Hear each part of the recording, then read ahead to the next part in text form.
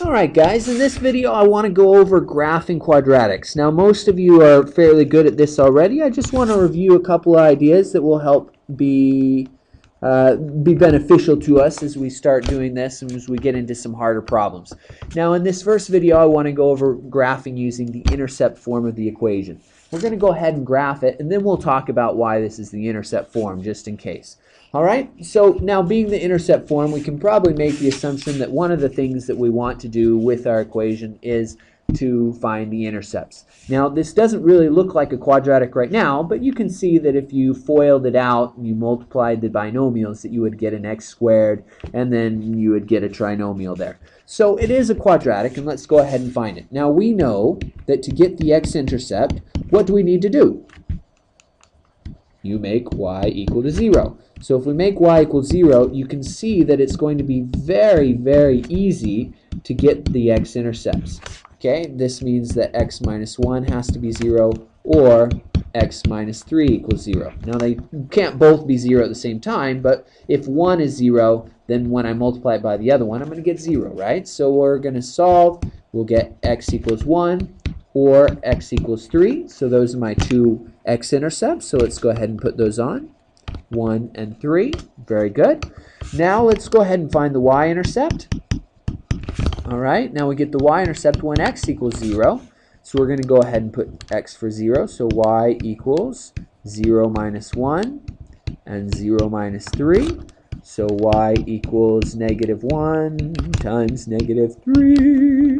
And that gives us a positive 3. So we'll go ahead and put 3 down. Alright. Now, the other thing that we probably want to get about this graph is the vertex. The vertex is an important point because that's the actual maximum or minimum of our graph.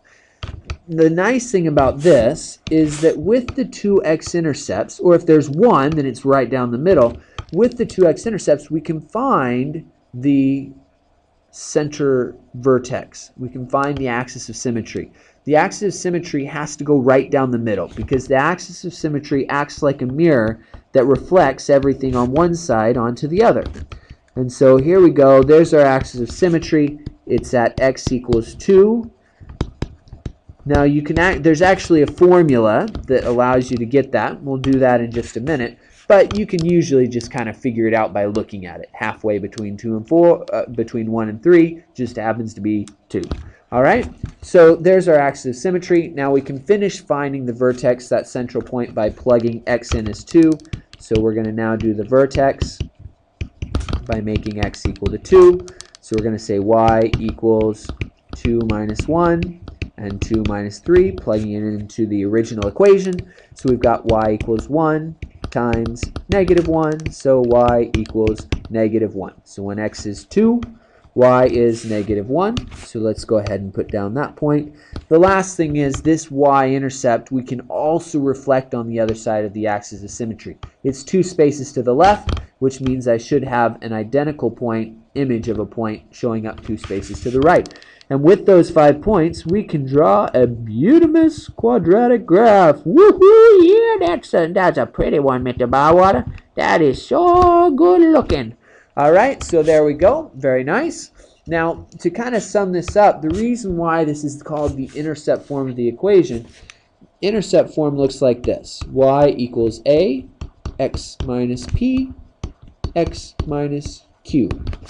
And what that is that the P and the Q are your intercepts. You'll notice that the P is 1. It does have to be a minus. And the Q is 3. And so that's why my x-intercepts were at 1 or 3. You can have a number out front, and that won't affect the fact that the intercepts are at P and Q. Now, we talked about the axis of symmetry. The way to get the axis of symmetry is actually to take P plus Q and divide it by 2. You find the average, the place that's right in the middle. How about that? Okay, so you can do it that way. You can figure it out just by reasoning, but that's how you would graph using the intercept form of a quadratic equation. Ta-da!